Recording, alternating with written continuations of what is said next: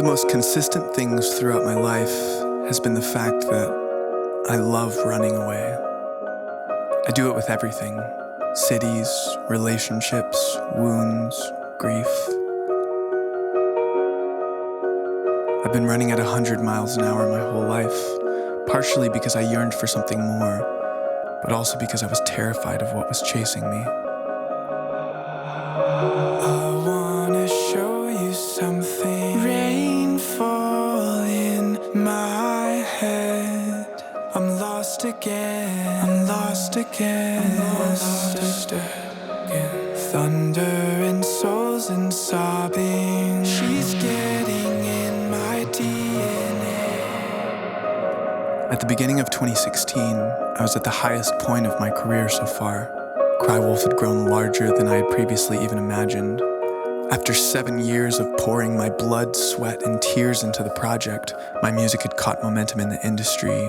I was touring constantly, co-headlining festivals I never even would have been able to afford a ticket to 4 years prior.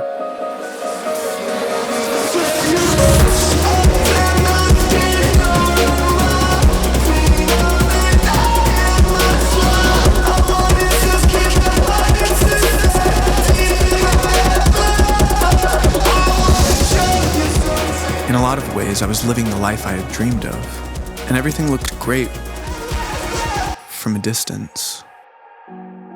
But up close, you could see the fine webs of cracks splintering through the foundation of my life, and me standing there, trying to hold it together with my hands, swearing everything was fine. I had been running away for so long, ignoring every trauma, every heartbreak, trying to move so fast that the consequences could never hit me. But in life, there's always a price to pay. Crippling panic attacks became the norm. If I woke up without one, it felt like a miracle. Catatonic depression became something that could only be held at bay by 4 different medications. I needed them just to get out of bed in the morning. I had experienced deep depression before. I was diagnosed with bipolar disorder at 19, but this was just so much worse. Plus, in my feverish quest to create the best art I could, I had barely done anything besides work.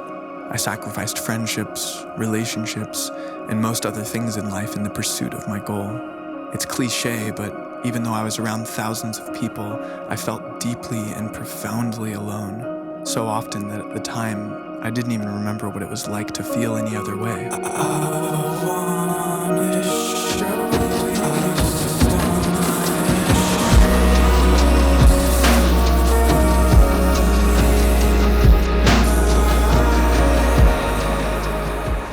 I think the deep unconscious parts of me that make my art are far wiser than my conscious self. They pull me towards the things I need most, even when I fight against it. Especially when I fight against it. I had lost the joy of art that I valued so much.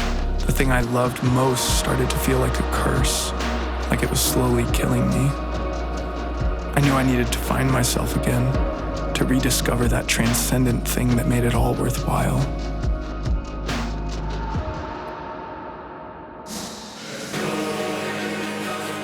I saw pictures of the Wilo Wilo rainforest in Patagonia, and it struck something deep inside of me.